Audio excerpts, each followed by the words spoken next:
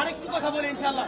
ওই যে যিনি বলেন দুতলা ইমাম সাহেব জামালউদ্দিন তাহিরি, ওনার একটা রেকর্ড আছে জামালউদ্দিন তাহিরি, উনি নিজে ফেস টু ফেস বলছে আমি আওয়ামী লীগের কথা কমু। তা আমরাও চাই আওয়ামী লীগের কোন আলেম আমার বাজারে মসজিদে রাখতে ঠিক কিনা?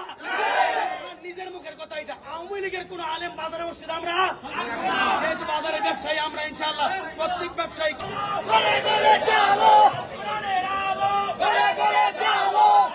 অসামাজিক